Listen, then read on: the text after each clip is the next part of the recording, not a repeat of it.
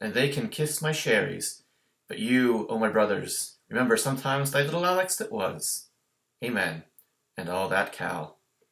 And thus concludes A Clockwork Orange by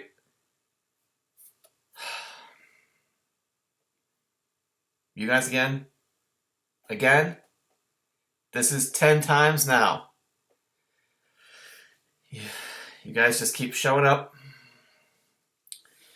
making me do this crap. You already know what happened. You don't need to hear it from me, from this guy, making him talk. You know I don't do. That's not how I roll. Anyway. All right, everyone. Welcome to the Tonto's Demise Week 10 recap. We had a good one. Monday night. Kevin Bean over here getting all angry, blowing his top when Cooper Kupp puts Josh in the lead. A little bit too soon. And then Josh blowing his bowl cut when Elijah Mitchell goes in and picks up some garbage time yards and puts the Dub C Hooligans back in the lead and for good. Yeah, that was not the only matchup that came down to on Monday night. That was the only one that was close. And not gonna lie, Josh, sorry, but I'm glad you lost this one. No offense to Kevin either, but I think Josh's team is much more of a threat than yours, especially going forward. Been getting kind of lucky, but Dub C has some. He's basically playing all the top teams in the league going forward, so getting sneaking one of those playoff spots is not something I foresee for the Dub C Hooligans. Personally, that's just my opinion. Of course, I think, did I give Josh the kiss of death by saying that I'm pretty sure he's going to rise up the standings and make the playoffs here? But no, he's dropped. All right. So, we had some interesting things go on here this week. Let's see. All right. As usual, we will start with the defending champion, Springfield Isotopes, going up against the brother-in-law matchup in Rivalry Week, whatever that is on Yahoo. I guess appropriate, maybe, that we ended up here in Week 10 playing each other. Thanks, Jay, for the schedule, playing out the schedule like this. But we're not talking about the Dub C Hooligans anymore. We don't need to talk about them. Springfield Isotopes were coming in on a 4-game win streak, rising up out of the basement into the muck of the middle there. Unfortunately, not able to maintain this week. Lots of things going on. Robert Woods, Gazicki getting a donut here. Biscuits and Porn takes this one down pretty easily. 197.7 to 153.55. For Biscuits and Porn, this one got off to a pretty good start, and I wasn't expecting a victory this week to begin with. And then basically all of his players went out and scored 2 touchdowns each. Brady 2 passing touchdowns, Devontae Smith 2 touchdowns, CeeDee Lamb 2 touchdowns, Zeke 2 touchdowns, A.J. Dillon 2 touchdowns. You just had to start both Aaron Jones and A.J. Dillon, didn't you? Brady goes for 36.2. Smith, only 4 catches, but 2 of them were touchdowns, 22.5. CeeDee Lamb, 6 for 94, 2 touchdowns, 28.5. You went with Johnson from the Buccaneers there, because no AB was out this week. I think you juggled your lineup. Claypool was also out this week. I thought maybe you would put Van Jefferson in there to try to counteract me having Stafford, but you went with Johnson since you have the Brady to Johnson connection. What is Tyler Johnson, I guess? We'll give him A little bit of respect there, enough to say his first name. But he only got you 4.5. Jefferson actually would have been 4 points better. Running backs, Aaron Jones and Zeke. Jones goes for 12.5. Zeke, 21.8. So with his 2 touchdowns there. Unfortunately, going forward, well, maybe not so much going forward here, unfortunately, for Biscuits and Porn, as Aaron Jones looks like he suffered, fortunately for you, a mild knee sprain.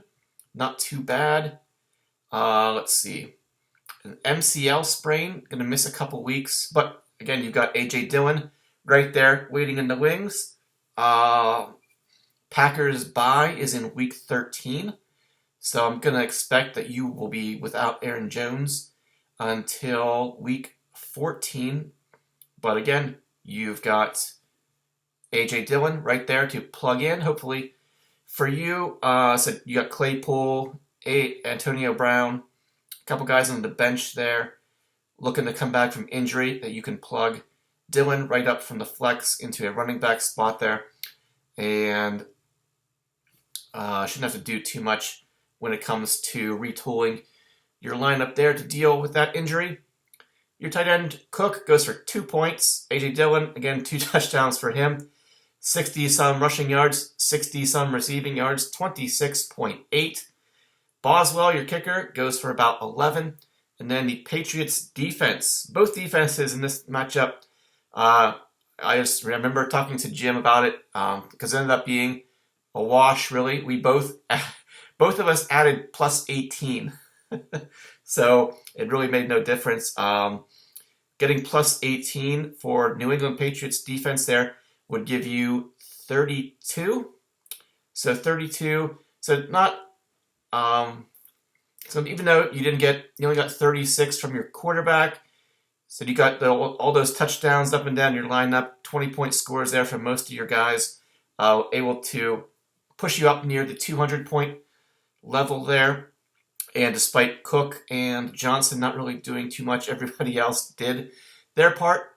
So all those guys scored 2 touchdowns each, and was more than enough to get past the Isotopes this week. Stafford goes for 36.25 almost immediately, just like last week out of the gate. Throws 2 interceptions, gets way behind.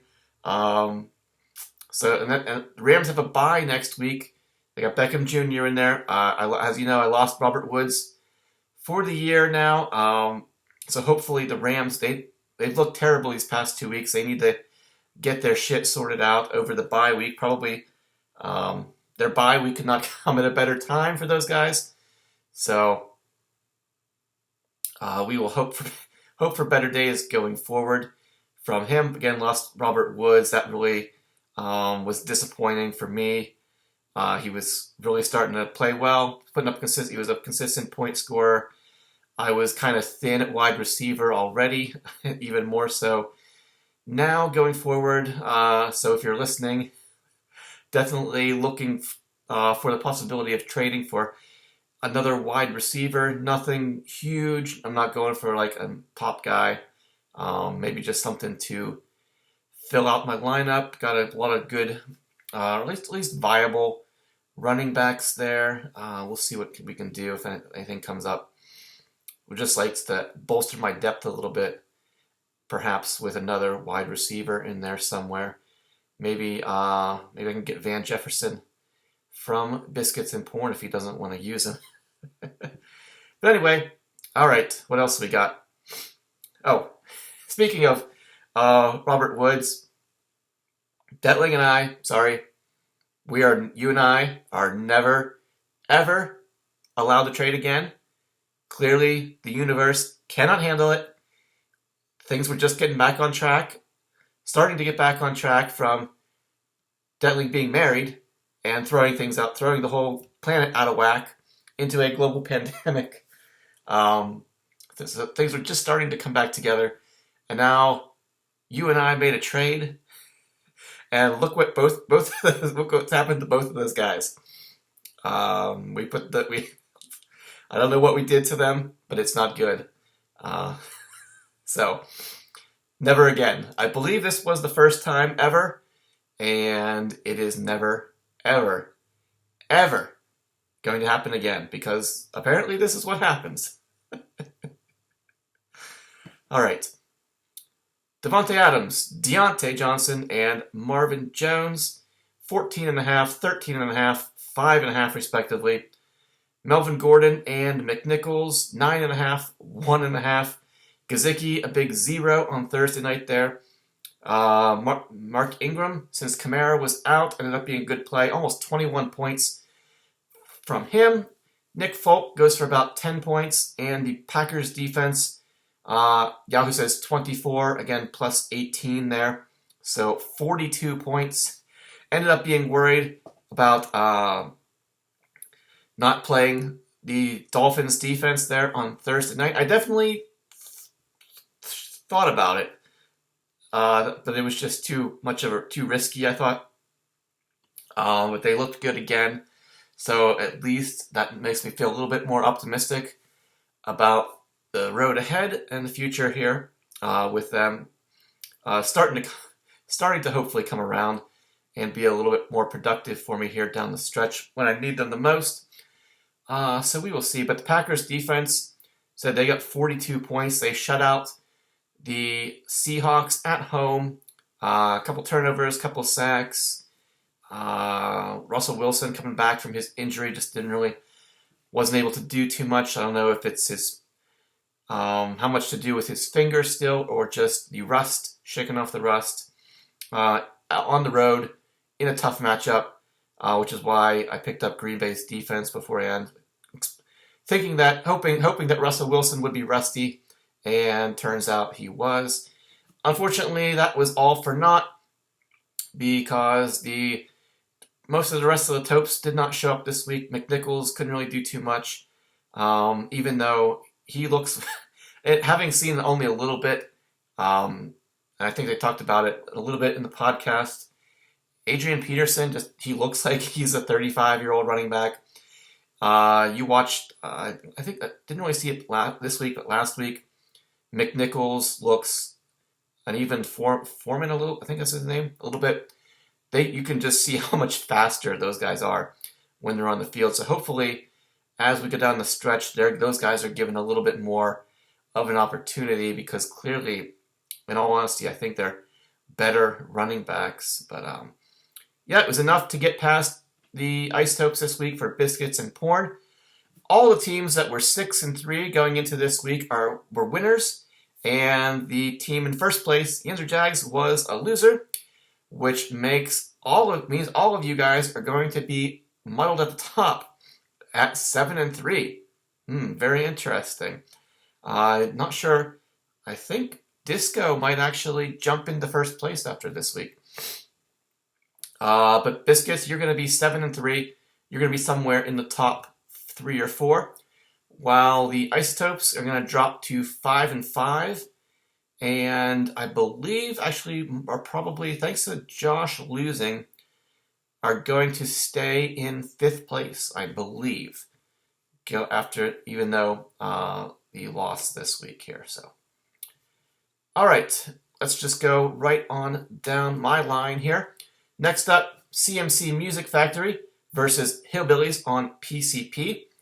This one kind of came down to Monday night. Let's see, Hillbillies was down a little bit. Actually, you were down, no, I don't know how much you were down. You ended up winning by 15. You were down probably about that, 15 or so, maybe a little bit more. With Debo left to play, while CMC Music Factory had Gay and the Rams defense, Rams kicker, and Rams defense. So it was going to be one or the other. One of them was going to show up, one of them was not going to. And pretty quickly in this matchup, it was obvious that the 49ers were going to be the ones who showed up. And still kind of a surprising result based on how the teams have been overall for the season, even though the Rams basically looked as miserable and bad as they did last week. Because I think, having listened to a little bit of some stuff on the radio and things like that, I'm pretty sure I could be wrong, but like San Francisco has beaten, and Garoppolo and San Francisco have beaten the Rams like 7 or 8 times in a row now. Something like maybe 5 or 6, something like that. Excuse me, a bunch of times in a row, even though they don't seem like the better team here. But anyway, it was very quickly in this matchup that the Rams defense were not going to get the points that Justin was going to need to secure a victory in this one. As Debo pops off for 2 touchdowns, over 30 points from him, and he brings the Hillbillies from PCP back to life, at least temporarily, knocking CMC Music Factory off. Final score ends up being 147.1 to 132.1. So we got all the scores in here correct, I believe. Let me make sure. Yeah, apparently, I don't know if Yahoo must be watching, people from Yahoo must be watching the podcast, or the reviews, because recently the point updates that I put there have been showing up in the matchups and not just on the home screen here. So they must be listening, making it a little bit easier on me to do this at the end of the Monday night games and right after the Monday night games here. So that is the correct score. Hillbillies, Trevor Lawrence. It doesn't feel good saying that your the winning team in this matchup started Trevor Lawrence. 27.5 points from him. Your 3 receivers, Debo, Cole Beasley, and Russell Gage. Obviously, Debo popped off and won this matchup for you on Monday night here just a little bit ago. I think his total yardage was over 120, something like that. 2 touchdowns, 30.3 points, which is good because Beasley got you 3.5 and Gage got you another 0. Your running backs, Najee got you another 20.5 points. And perhaps the savior of this matchup you picked up at the last minute and played Stevenson, running back from the Patriots, in a tough matchup, kind of. At least not this easy, I would have thought, going in playing against the Cleveland defense. He goes for 100 yards, 2 touchdowns, and gets you 30.5 points. And I think you picked him up and played him maybe Sunday morning. Since Kamara was out, Burrow and Boyd are on bye. Carson's still waiting for him to come back. So it's some interesting tinkering going on there. Kudos to you. You picked up and made the right play, and it got you a victory this week. Ertz, he goes for 8.5 points. Hawkinson in the flex, 2 tight ends this week. Hawkinson gets shut out. He goes for 2 zeros in your lineup, and you still won this matchup. Kicker Joseph from Minnesota goes for about 10.5, 11 points. And then the Pittsburgh Steelers defense, we must have bumped you up to about 16, I'm going to guess, from what Yahoo says here.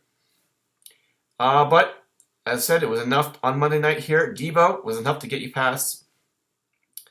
Debo and Stevenson each outscored your quarterback. But it was enough to get past the Dub C. Why do we keep going back to Dub C hooligans? Get out of there. CMC Music Factory. Let's see. He has no Kyler Murray again this week. Picked up and played Teddy Bridgewater. Got you 33.5 points. Your receivers, Mike Evans, Tim Patrick, Bridgewater to Patrick connection. Unfortunately, didn't work too much for you there. And did you have some problems here? You picked up at the last minute, I think, and played Deontay Harris, wide receiver from the Saints. If you would have, since Mooney was on bye, I guess if you would have played Bryan Edwards, the Raiders receiver who you have and played him a couple times, this matchup would not have changed. It wouldn't change the outcome, but you would have been a little bit closer there, so I guess that doesn't really matter. Evans goes for 14.2. Patrick only 4.5. And Harris got you 10. Running backs, James Conner and Michael Carter. 15.5 from Conner. 18.2 from Carter there. Connor and Carter. CMC. Oh, geez, you're all... That's too many C's for your running back core there. Justin's that. All right, touchdowns for both of those guys. Godert, he only gets you 4.8. CMC gets 10 catches, 26 points. And again, your Rams kicker and your Rams defense, Gay, and the Rams defense there. Yahoo says 4, but we had to actually tack off some points there for you because San Francisco did too much of pretty much everything against the Rams here. And the actual score for the Rams defense, check my note here, it was 1 point. Gay got you 4.7, and the Rams defense only got you 1 point. What would have happened if you had started the Titans defense? Let's see, they got you, let's just take a quick look just for shits and giggles. Why did I do that? We want to click on Justin's team. I mean, they waste enough time in the podcast there. Let's waste a little time here. All right, 1 sack. They won, or 4 sacks, 1 turnover. So that's 7. They won the game. That's 10 points, 3 points. So that's 13. Let's see. Looking at the other stats here, if you had played them, we were at 13, plus 6 is 19. So you would have gotten 19 points from the Titans defense, an 18-point swing, which would have won you this matchup. Just saying. Justin, you would have won this matchup if you had played the Titans defense this week. Perhaps... I know that sounds crazy, going against the Rams defense, but they've just not looked very good. Sometimes you got to go with the hot hand, and Tennessee perhaps is the hot hand right now. So yeah, that was sort of 15-point margin here exactly. Those extra 18 points would have changed the outcome of this matchup, but Hillbillies keeps his hopes alive. Even though he scored 2 zeros and started Trevor Lawrence, gets past Justin and CMC this week. Unfortunately, just a lot of problems going on up and down both of these guys' lineups here. Let's see. Hillbillies, with the victory, he will move up to 3-7. I believe he will still stay in last place, though. Yeah, probably. You're gonna be joined by Gags, and you're gonna be joined by... Oh no, that's it. You're gonna be joined by Gags at 3-7. While CMC, you are gonna drop to 4-6 with a tough road ahead, tough spot to be in as we approach the last couple weeks of the regular season here. All right, next down the line, we got Disco versus Ed Lager. Going into Sunday night, Ed Lager had about, not quite a 100-point lead, a pretty significant point lead. 80-some points or so, I think, with obviously Disco having Patrick Mahomes and Tyreek Hill, thanks to the Dub C Hooligans, and Darren Waller, and in this matchup, I said Ed Lager was up by about 80, 85 or so. And unfortunately for him, Patrick Mahomes pretty much covers that difference all by himself. And Disco ends up knocking off Ed Lager 201.8 to 172.2. So Pat Mahomes goes for 80.3. 35 completions, 400 yards, 5 touchdowns. Tyreek, 2 of those touchdowns, 27.5 points for him. So almost 108 points just between Tyreek and Mahomes. 108 points just between those. Kevin, that is why you don't trade Patrick Mahomes. You should have lost this week. How would I just... you got lucky, that's for sure, at the end there. And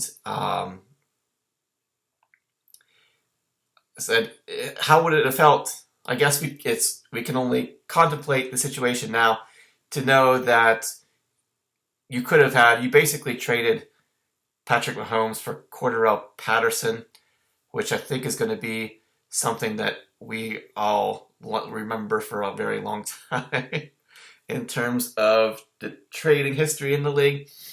Mahomes for Cordarrelle, basically. Anyway, if you had lost this week, seeing those 80 points, no other quarterback is going to give you that kind of possibility, has that really high of a ceiling. How interesting it is to me to think how different this season would be going right now if Disco was still relying on Jalen Hurts as his quarterback. Interesting to think about how different things might be in the situation. But yeah, Mahomes to Tyreek, this is what they're capable of doing at any point. Had a couple down weeks, but yeah, I don't think there's any combination in the league. Not Stafford and Kupp. Not even those two can come close to matching what Mahomes and Tyreek are capable of doing on a good day. So yeah, that pretty much sums up my thoughts on that, I guess. So Disco said 107, 108 points just from those two guys. Almost enough points to knock off some other people by themselves. Basically, the rest of Disco's team just had to show up this week. Mike Williams, 7.5. Judy, 11.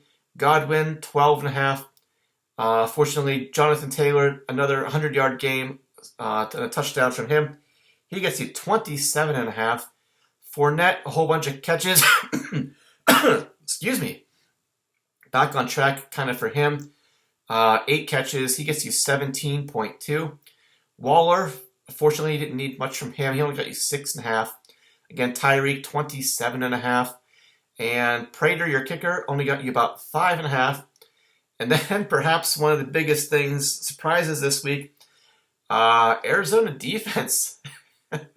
we talked a little bit about them last week, I think, being one of the better fantasy defenses in the league so far this year. And at home against Carolina, they went out and laid an egg, or a giant turd, basically. Got behind almost immediately in this game. Cam Newton scores 2 touchdowns. They did have two turnovers, but they didn't really do much else. I think Yahoo's score for you actually was correct, with only 6 points from the Arizona Cardinals defense at home against the Panthers. That's still very much surprising. Fortunately, it did not cost you the matchup here. For Ed Lager, still 172, pretty good score. Not quite enough this week. Let's see, Lamar Jackson goes for about 42.5. Your 3 receivers, Keenan, T.Y., and James Washington. 17.8 for Keenan. Only 1.5 for T.Y. Hilton. Gotta say, I don't know why anybody is still starting T.Y. Hilton. You got Callaway on the bench. You got a lot of people on bye. Injury problems this week. But yeah, still just starting T.Y. Hilton to me is an absolute desperation play. Wouldn't have changed the outcome if you started Callaway. But, bye week problems, I guess, or whatever. Yeah, but I would have started. At this point, I'm sorry.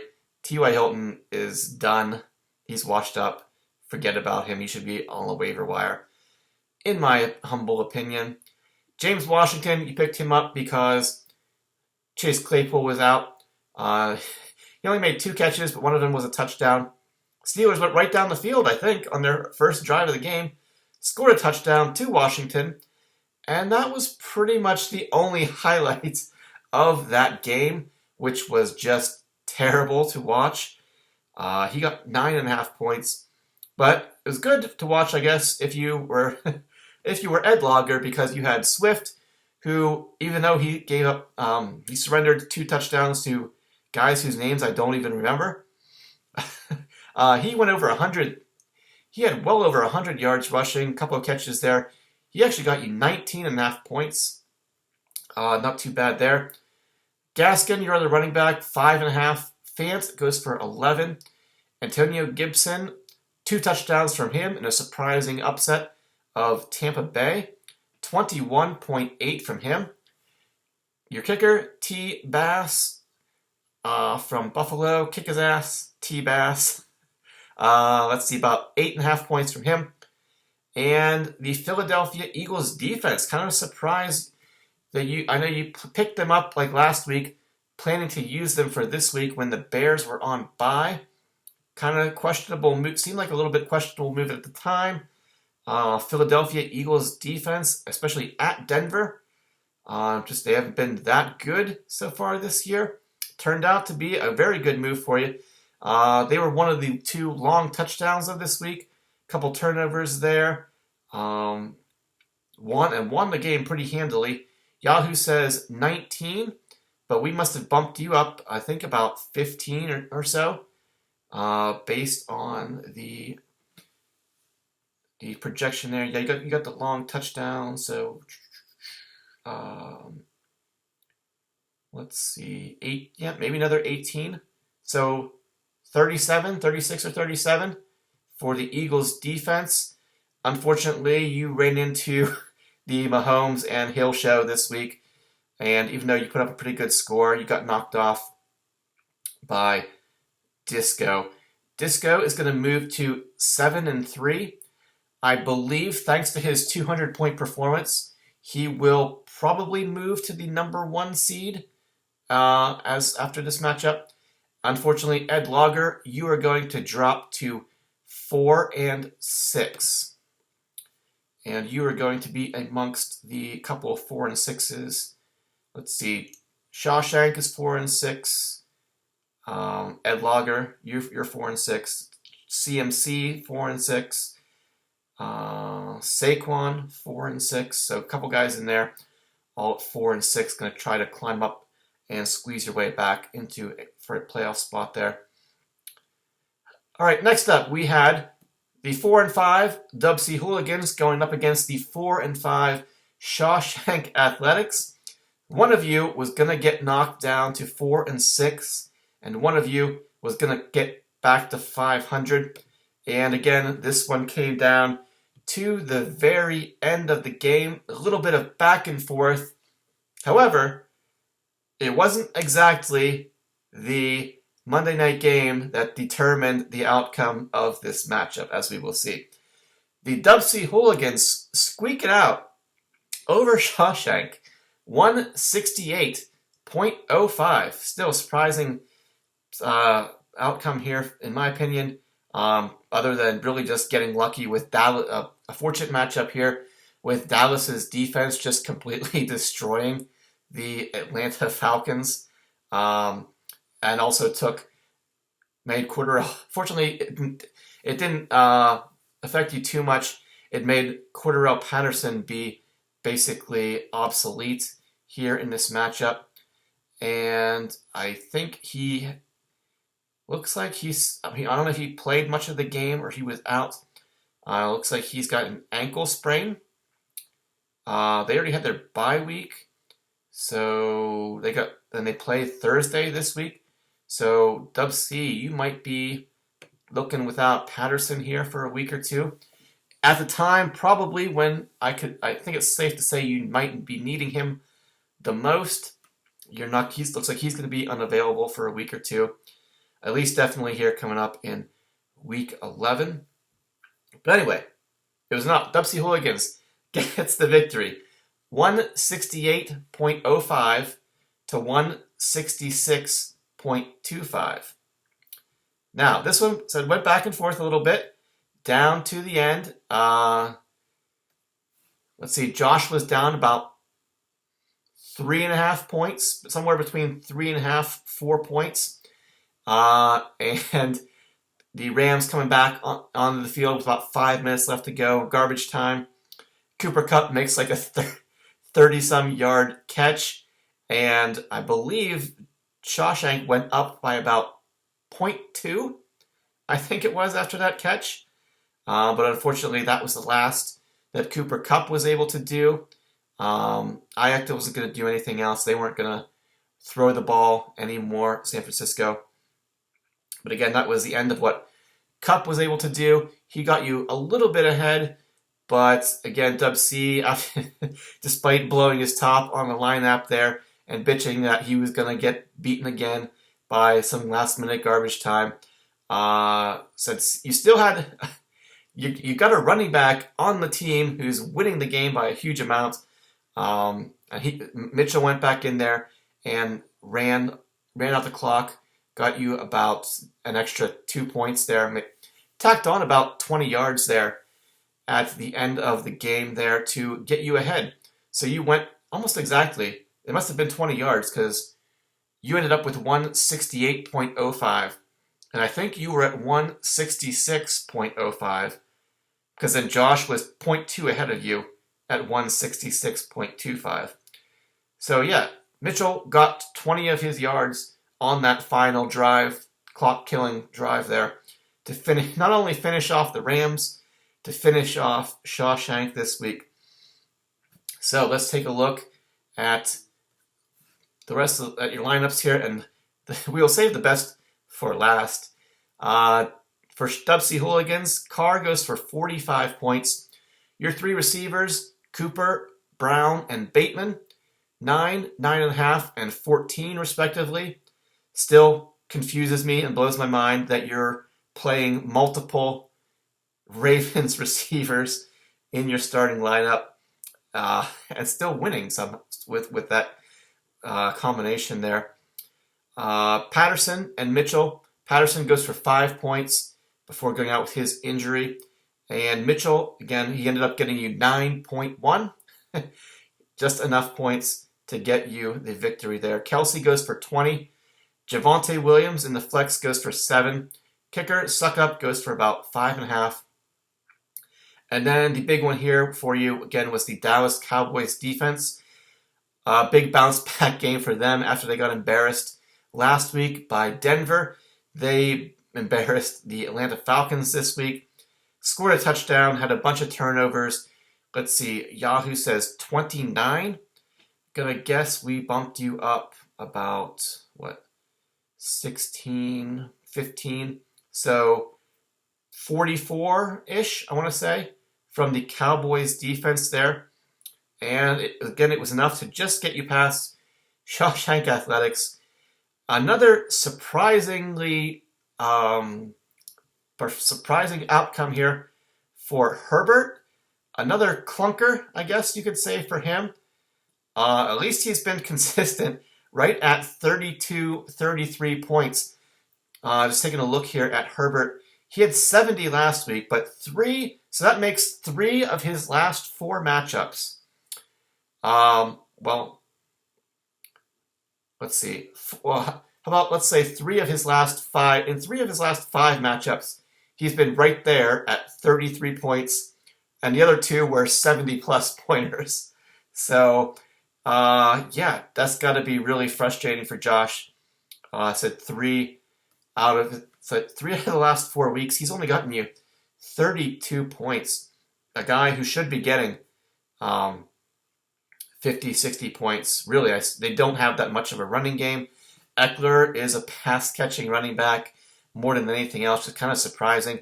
Maybe he'll turn it around, but I'm sure Josh is kind of might be getting a little fed up with Herbert there. Definitely frustrating after, probably right now, this very moment as I'm saying this, he is probably extremely frustrated with not just Herbert, but a lot of things on his team. Again, Cooper Kupp got you that lead, but wasn't able to maintain it. 23.2 for him. Pittman goes for 12. Ayuk only 5.5. Big day for your running backs. Darrell Williams from the Chiefs actually goes for 9 catches and over 100 receiving yards. Scores a touchdown. maybe 2 touchdowns. He got you 29.5 points. Dalvin Cook, touchdown for him, almost 100 yards, not quite. He got you 20.5 points.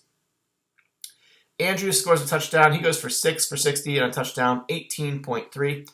Justin Jefferson in the flex there, almost 150 yards from him on on 9 catches. He goes for just under 23 points, thanks to -4 rushing yards, kept you under 23 there. Fortunately, that would not have made a difference here, those rushing yards. Carlson, your kicker, only 1 field goal from him. Too much to ask for, apparently. Only 2 points from your kicker. Do you have any other kickers? No. Basically, if you get just 1 field goal from your kicker, it changes the outcome of this matchup. But, again, I said we're saving the best for last in this matchup. Perhaps the worst for last, I guess is what I should say. Because, Josh, you picked up and played the Cleveland Browns defense. Not going to lie, I thought about picking them up or trying to pick them up once Tree Slice let them go. Thought that was kind of a surprise. But they've been underperforming lately. I think they had a bit of a bounce back game last week. Perhaps it was just the opponent. But then I saw this week. So I picked up the Green Bay defense because I didn't like my defense's matchups. That's why I was trying to get the Arizona Cardinals defense because I wanted to try to get a win this week against Jim and not to fall back to 500, maybe get that 6th win there. Couldn't quite do it. But anyway, again, the point is, thought about Cleveland defense, but then I was like, nah. I was like, they're at New England. I just don't think that that's going to be a good matchup for them, especially considering their offense is so drained of all their big players here. And unfortunately, Josh, I was right. Cleveland Browns defense, final score for them, -1. In a matchup you lost by 2.2. Your defense, -1. If you had stayed with your New Orleans Saints defense, you win this matchup easily. I'm sorry to say, your New Orleans defense, even though they're at Tennessee, Josh, you made the wrong move. Tinkering, the more you tinker, the more things tend to go wrong. And if you had just stayed with your New Orleans Saints defense, putting a smile on Kevin Bean's face back there. Yeah, this was just a brutal matchup to have been part of, probably, because it swung back and forth either way. But again, Josh, the Cleveland Browns defense killed you. You did, obviously. It's easy to sit here and say what you would have done, what you could have done differently. But yeah, this one's probably going to really, in a season of matchups that are stinging you already, this one perhaps might be the one that stings the most. Despite I guess you had a matchup that was both. You lost a matchup where both teams went over 200 points, right? I believe, but then this one's probably just as, if not more painful, especially now further along in the season when both of you really needed this one and it could have gone either way. How often is your defense going to score negative points and bring you back in such a close matchup? So yeah, God. I can only imagine the frustration going through your mind right now and the exasperation on the part of the Dub C Hooligans. He's going to move up to 5-5. Josh, the Shawshank Athletics are going to drop to 4-6 and be down in there amongst the cluster of 4 and 6s. Next up, Gags to Riches versus Saquon It Ain't So. And this one, both teams were 3-6 going into this one, which means one of you was going to drop to 3-7. And meaning you're going to have to win out your schedule just to get back to 500 and maybe have a chance for a playoff spot. But Saquon, it ain't so. Gets it done this week. Knocks Gags to riches. One of last year's Tonto Bowl contestants, contenders or whatever I guess you should say, down to 3-7 and looking like his chances of getting back into the playoffs and trying to get to another Tonto Bowl are going to be pretty bleak. Saquon so gets the victory, 151.1 to 136.25. So that's about a 15 point margin here. And now, let's talk about what Saquon got here. Dak Prescott goes for 53.5. His receivers, quite the rough and tumble group, the unsexy group of receivers for Saquon, but enough to get it done. Emmanuel Sanders, Hunter Renfrow, and Tyler Lockett. 7 points for Sanders. Renfrow actually 17.5. Lockett only 4.5.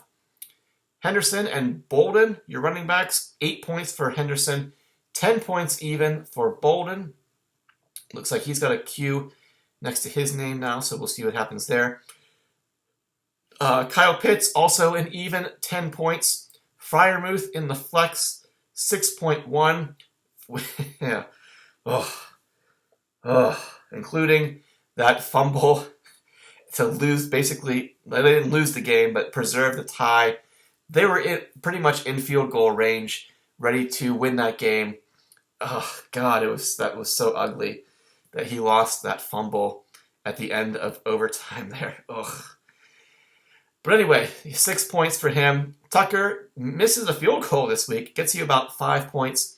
And then the Colts defense against Jacksonville, good matchup for them. They scored a touchdown, had a couple sacks.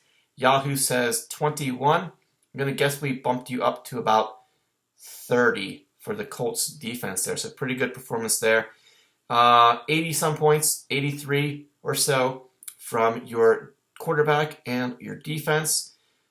Nobody else really did too much, but fortunately for you, 151 was enough to get past Saquon or Gags to riches. And now, said for Gags, the difference here is actually just under 15 points was the margin of victory for Saquon. Remember, just under 15 points. So 14.85 looks like. Matt Ryan, your quarterback. 8.85. Single digits for a quarterback without getting hurt. All you needed was 22 points ish from your quarterback this week. All you needed was 22. And you only got I can't remember the last time we had a quarterback score a full game, score single digits here. 8.85. AJ Brown, only 3.3. Another big surprise that affected this matchup. I mean, there it is right there. Saquon, you probably don't deserve to win this matchup, but you did. You got it. I mean, Matt Ryan said between a quarterback and a receiver,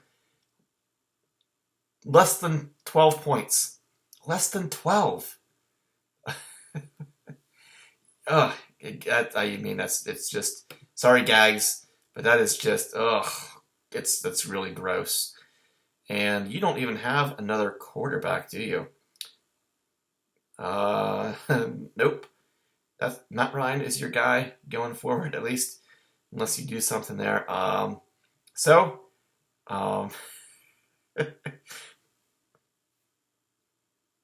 How did Kirk Cousins do this week? Did I sabotage you with some wizarding spells? There, Gags, maybe? I don't know. I will never tell. But, yeah. Matt Ryan and AJ Brown, less than 12 points combined. Waddle, 10 points. Metcalf versus Lockett matchup this week. Both guys Yikes. So Lockett had 4.5. Metcalf only 5.5. Your running backs, Robinson and Johnson, 18.5, 22.5. Respectable scores there for your running backs there. Conklin, tight end, you dropped Gronk, and I think you traded for Uzuma, so kind of making some interesting plays there. Conklin, only 3 catches, but 2 of them, fortunately for you, were touchdowns. Moss in the flex there, 8.5. Butker, your kicker, gets you about 11.5. And then the Buffalo Bills defense, Yahoo says 22. Gonna guess we bumped you up about 9 to 31 points there. But yeah, that's all there is to say about this matchup. Sorry, Jay. You got it. Don't think you deserved it. But it is what it is, right, Gags? Yeah. It's all on Matt Ryan, basically, and A.J. Brown scoring, again, less than 12 points combined. So anyway, Saquon, it ain't so, keeps his playoff hopes alive. He's going to move up to 4-6. He's going to be one of those teams clustered in there. And unfortunately for Gags to Riches, he is going to drop to 3-7, joining Hillbillies on PCP in the basement, and we will see what goes on here forward. For both of those teams, again, Gags, you're 3-7. I believe you get me next week. So looking to turn things around. One of the reasons I traded Matt Ryan is because this week, when Stafford is on his bye, they are playing New England on a Thursday night. And even though it's a home game, they're playing the Patriots defense on a Thursday night.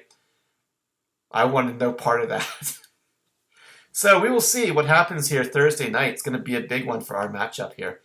Looking forward to seeing with that. Hopefully looking to knock you off and get myself back on track to try to sneak into the playoffs here. All right, final matchup. Possum Magic versus Yinzer Jags. This one sort of came down to Monday night a little bit. Possum was up by about 20-some points. And I think that was on going into Sunday night, actually. 20-some points or so, maybe 30. And Yinzer Jags had Josh Jacobs going Sunday night and Kittle going here Monday night. But fortunately for Possum, he had Tyler Higbee to try to counter back at Yinzer Jags. And fortunately for Possum Magic, both even though Kittle scored a touchdown, Higbee got a touchdown for himself and was able to hold off Yinzer Jags from climbing back into this matchup. Possum gets the win, 147.95 to 130.4. So the Yinzer Jags in a bit of a tailspin after is Disco really your Achilles heel that sets the stage? Did he clip your hair and take away all your strength? I don't know what, does he have a voodoo doll of you that he when he beats you? I don't know what it is, but kind of laughed when you said that he's the curse that when he beats you, you tend to spiral afterwards. Is that going to be what actually happens here? I don't know. But anyway, Possum Magic gets the victory. Even though Russell Wilson goes for only 25.25, 20 completions, 160 yards, no touchdowns, 2 interceptions. Said Metcalf and Lockett both went for 5 points each. Thielen, Diggs, and McLaurin, your wide receivers, I should say. Thielen, 11.5. Fortunately for you, Diggs pops off this week, goes for 33. McLaurin just under 12.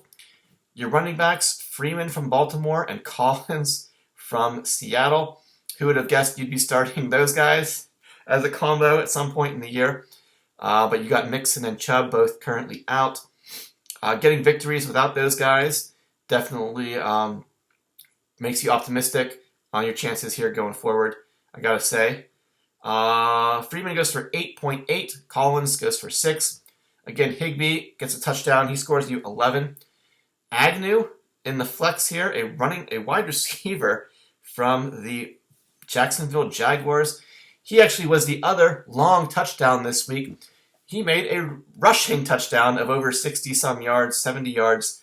I don't think he made any catches this week. A wide receiver got all his stats from rushing.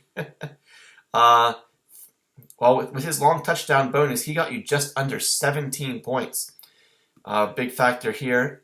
Koo gets you about 3.5. And then the Vikings defense, again, kind of surprising move that you went with them at Los Angeles Chargers. With the firepower that the Chargers have, ability to score, they got a good defense. But Minnesota actually ends up winning this game. Said Herbert didn't do too much. He struggled against them. Another factor, that had repercussions across the rest of the league there, Minnesota's defense. A huge factor probably in multiple matchups this week. They got a couple turnovers, a couple sacks. Yahoo says 11. Looks like we bumped you up about... you had a long touchdown there, so that would be 140. Let's see, about 6 or something like that. Not a whole lot from maybe 9 for the Minnesota defense, up to like 20. You got about 20 or so, somewhere in that ballpark from the Vikings defense. But man, despite getting 25 from your quarterback and 20 from your defense, fortunately, Diggs this week showed up, put your team on his back and said, "Don't worry, Possum Magic, I got you." His best game of the year by 10 points when you needed it most. He puts it on his back. For Yinzer Jags, let's take a look at what he had. Josh Allen goes for 47.5. His receivers, DJ Moore, Sutton, and Elijah Moore. Stockpiling those Moores. 6.5 for DJ, 5 for Sutton, and 13.5 for Moore, thanks to his touchdown there. Both all said pretty mediocre catching and receiving stats for all three of those guys, but Moore was able to get a touchdown. Eckler, a receiving touchdown. He got you just under 15. Jacobs, 8.5. Kittle went for 16. Knox in the flex, starting 2 tight ends. He only caught 1 pass for 17 yards, so only 2.7. See if there's anything you could have done differently. You lost by 17 plus. You could have flexed Traquan. You could have flexed Pollard, but that would not have made a difference here in this matchup. No Booker. He was on bye this week. Hopkins out with an injury. Things just going difficult here for Yinzer Jags lately.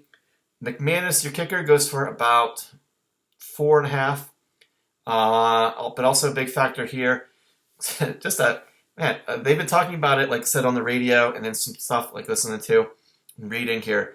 How, like, topsy-turvy and upside-down matchups have been. Because we had last week, the Broncos crushing the Cowboys, the Jaguars beating the Bills. This week, Tampa Bay goes to Washington and gets defeated pretty handily. So their defense, they had a couple sacks. Looks like they had a turnover, but they gave up a lot of yards and a lot of points there. Yahoo says 8. I'm going to guess you actually got 11 from your defense there. So even though they did pretty bad, they still managed to get you 11. But it wasn't enough to get past Possum Magic this week.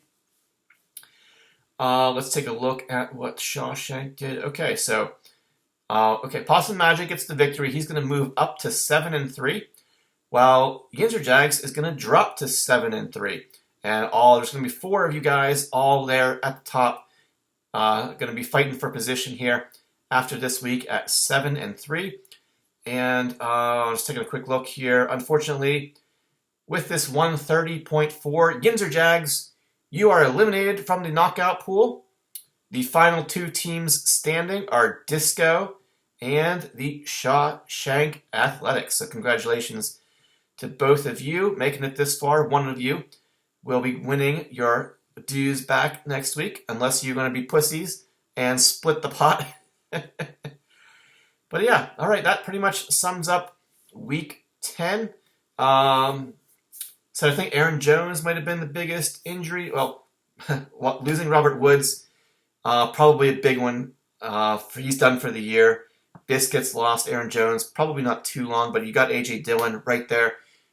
I'm sure the reason you drafted him just in case for this exact situation here. So you shouldn't be too worried going forward without Aaron Jones there. I don't think anybody else suffered any significant injuries here. Let's take a quick look at your through the matchups again, because I don't think I missed anything significant there. No, everybody's good there. Said Cordarrelle Patterson. Got to see what's going on with him, but you still were able to win your matchup this week. We'll see how long he's going to be out, if anything, for you there. Everybody else, Junior Jags. Yeah, I think Robert Woods was probably the big one, but then said Aaron Jones. But Biscuits has Dillon, so he's sitting pretty good despite that. Hopefully for him, he'll be having his other guys who are injured coming back here soon, and he shouldn't be having too much of a problem putting his starting lineup together going forward. All right, so like I said, we are going to have a big clusterfuck at the top.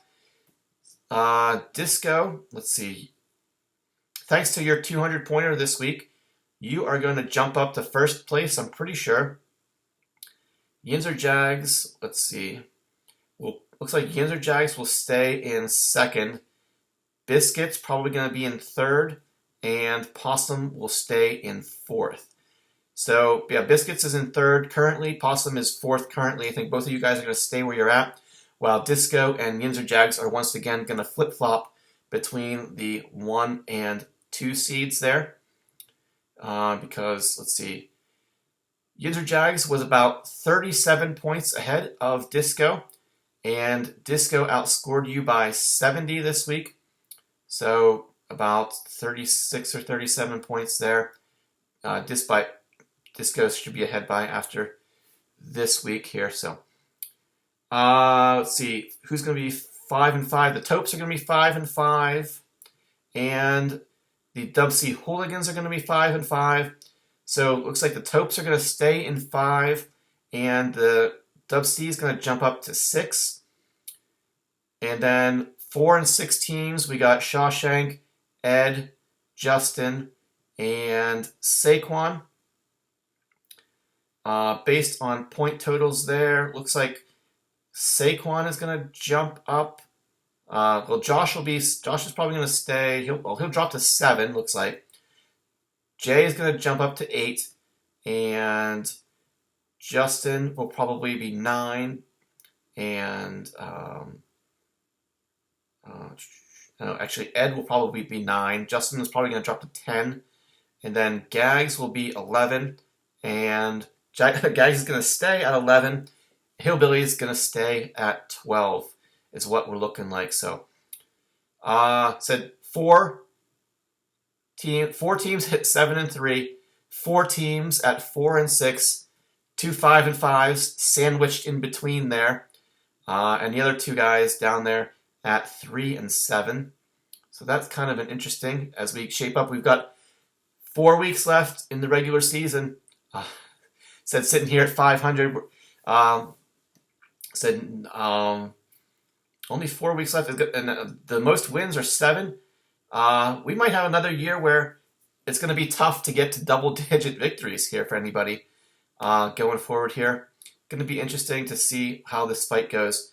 Especially, so unfortunately, Disco, Biscuits, and Possum all winning this week, even though that kind of muddles up the top, makes it tougher, basically, it further solidifies their chances at locking up those playoff spots, while the rest of us here down at 5-5, 4 and 6 are going to be scrambling for those last 2 spots here.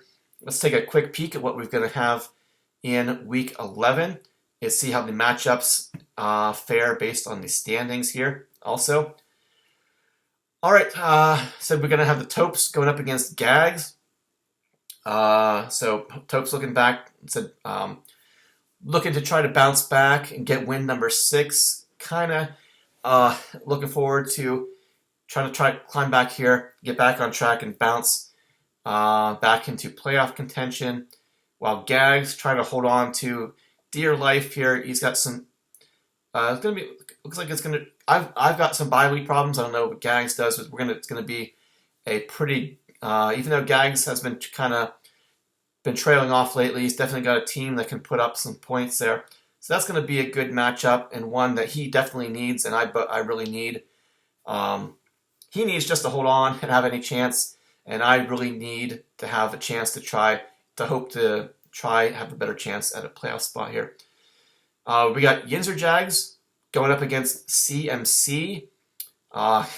Currently, CMC has his projection is currently 88, so he must have a whole lot of issues with bye weeks and stuff like that. Because he's got Bridgewater still at his quarterback there. Hopefully for him, he's praying that Murray comes back next week. He's gonna have the Tennessee Titans defense at home against the Houston Texans there. Fortunately, said the Rams are going to be on bye for you. So yeah, you're hoping that Murray comes back, and I'm sure you're going to play the Tennessee Titans defense. This actually could be a better matchup than it looks like initially, according to Yahoo. Once Justin puts those guys in, so hopefully for you, Kyler Murray is able to play this week, and you couldn't even. Murray was out. Roethlisberger went out too. He was your other quarterback. That's why you had to pick up Bridgewater there. So hopefully at least one of your quarterbacks is able to go here coming up next week. We got Disco versus Saquon. Disco trying to hold on, and he'll be trying to hold on to first place there and fight for playoff standings there while he's going to try to knock Saquon, it ain't so, perhaps down, make his playoff chances a little bit harder, while Saquon is going to be trying to hold on to his chances, keep fighting there. So yeah. Then we got Dub C versus Biscuits. That's going to be a tough one for Dub C. Like I think it said before, just been watching who's playing who and things that going forward here in terms of trying to figure out what my playoff chances are. And I know Dub C is going to be playing like all the top teams here in the league these last couple of weeks. So things are going to be a little bit difficult for him there. So yeah, Biscuits playing well right now. It's going to be a tough matchup for the Hooligans. Then we got Possum versus Ed Lager. Currently, Ed Lager, a significant favorite there, so Possum must have some bye week issues coming up. Let's take a look here. You got you need Mixon to come back. You need Chubb to come back. Looks like Ed's banking on Saquon coming back, but they're going to be playing at Tampa Bay. That's going to be a tough matchup. All of Ed's running backs have kind of tough matchups. So we will see what happens there. So again, this is another matchup. Well, one of the top teams going up against one of the lower teams who is trying to hold on this week. So it's going to be interesting. We could either muddle things up even further in the middle, or we could have some separation here after this week. So it's going to be another interesting week to watch. Then we got Shawshank versus Hillbillies. Shawshank trying to right the ship. Hillbillies still holding on to life, trying to get back, and said 3-7 versus 4-6. So both of you guys, Josh, you really need this one. Brian, you're desperate. I mean, you need every single one from here on out just to have a chance. And Shawshank, you need to get back on track and try to fight for yourself a playoff spot here. But I'm not going to lie, Josh, if you keep on losing, I'm not going to be disappointed because that means if you keep another loss or two and you will not be in playoff contention. Let's take a look at your schedule going forward. Josh, you got Hillbillies, Biscuits, Yinzer Jags, and Gags. All right, so you're at 4-6. You need to get to you need to win at least 3 of these matchups going forward, probably. You got Biscuits, so you got to win 3 out of 4 at least, and you got to play Biscuits and Yinzer Jags. Also, so that's gonna you got the bottom two teams, Hillbillies and Gags. But then you've also got two of the teams at the top there. So finding 3 victories out of these last 4 weeks is going to be a little bit tricky for you there, Josh. So we still got a lot of important bye weeks coming up here in the last few weeks here. So that's going to throw a wrench into things too for some people. Said for me, trying to look forward to the schedule here, making the playoffs. So I got Gags this week coming up, hopefully. I said even though he's down, he's never out. Always a chance to get knocked off. And I always seem to have bad luck against Gags. But then what I'm looking forward to with my chances is I got Disco next week, which seems bad until I tell you that Disco in week 12 is not going to have Tyreek Hill. He's not going to have Patrick Mahomes. He's going to have Taylor going up against the Tampa Bay defense, a tough run defense. So, and I am pretty much going to be at full strength next week. So looking forward to hopefully, said matchup-wise, it's going to be a pretty good, it's Thanksgiving weekend too, next week already. Matchup-wise, hoping to get some good stuff here. Hopefully be able to upset Disco next week. And it said if I can beat Gags this week and maybe upset Disco next week, that would definitely help me with my playoff chances there going forward. And I also have Possum and then CMC there in week 14 there. But enough about me. You guys don't give a shit. So that's that. Just looking down the road here at the playoff hunt there. It's going to be pretty interesting. But again, just interesting to be the way week 11 is looking to shape out, where most of the teams near the bottom are playing teams near the top. Said Yinzers versus CMC, Disco versus Saquon, Biscuits versus Dub C, Possum versus Ed. All of those matchups.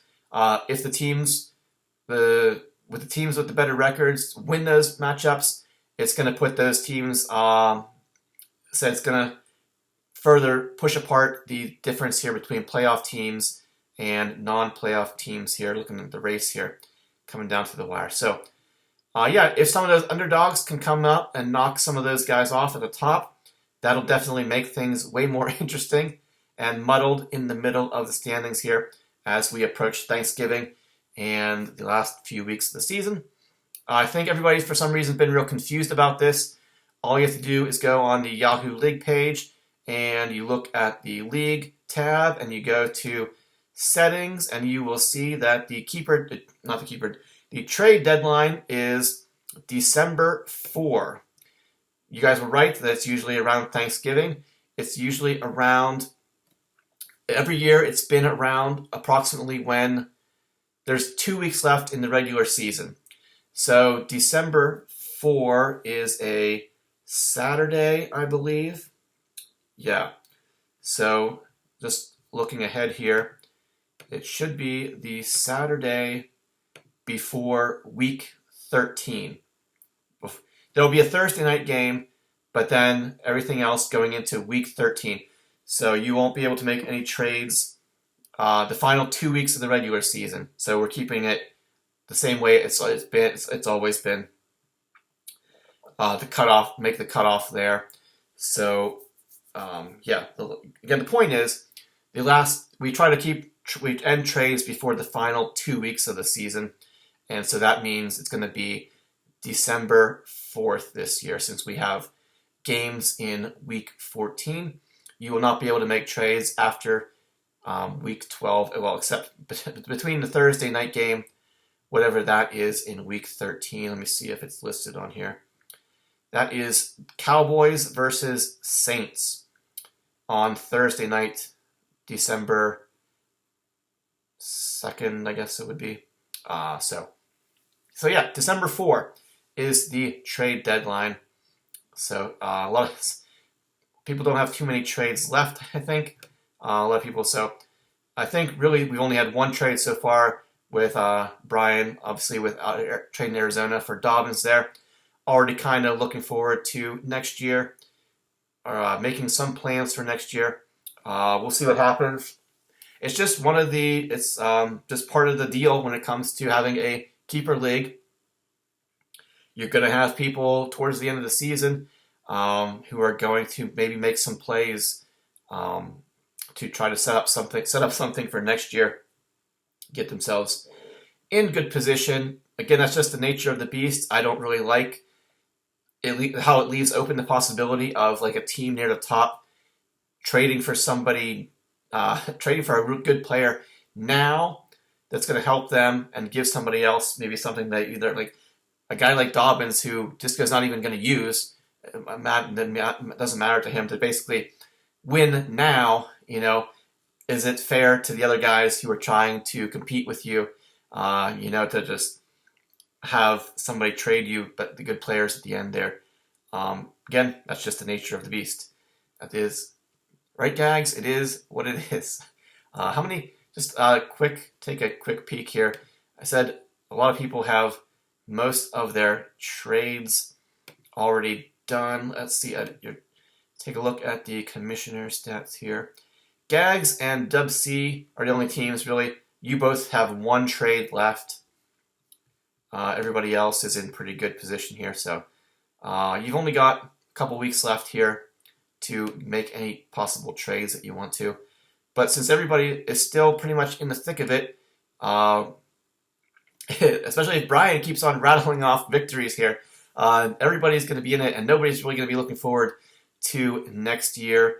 Already looking ahead to next year, which even just looking at my team as of right now, I don't even know who my keepers would possibly even be next year, other than I guess T. Higgins still, just because he's such a low draft pick.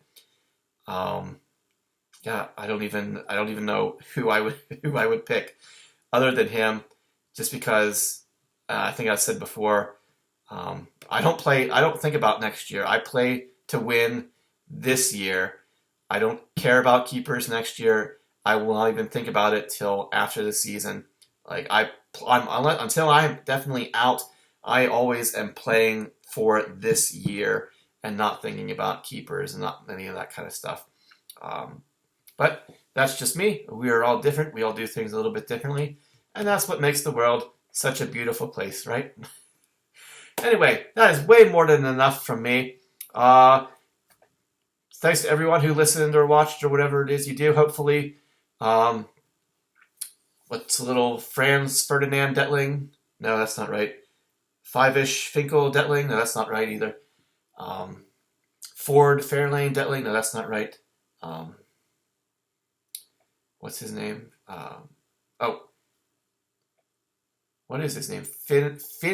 Finnegan Forbes Detling. Hopefully he's long asleep by now. And maybe Detling might be, and maybe Matt might be asleep too at this point here. So, good luck to everyone this week. No more injuries, no more stuff like that. Hopefully everyone's team meets or exceeds expectations. We actually had a team reach 200 points this week. Biscuits almost got there. Scoring was still down across the board, I think. Said everyone's kind of middling around that 150-ish, 140 to 160-ish ballpark there. So overall, overall points are just still down in general scoring here. So, but at least this week is a little bit more interesting than the past few weeks. So again, thanks for watching, listening, or whatever it is you do. May all your teams meet or exceed expectations this week. No more injuries, and we will come back here to discuss the events of Week 11 as we get ready for. Next week we will be getting ready for the Thanksgiving holiday. All right, guys, that's it. We will see you back next week. Bye bye. Thank you, and bye bye.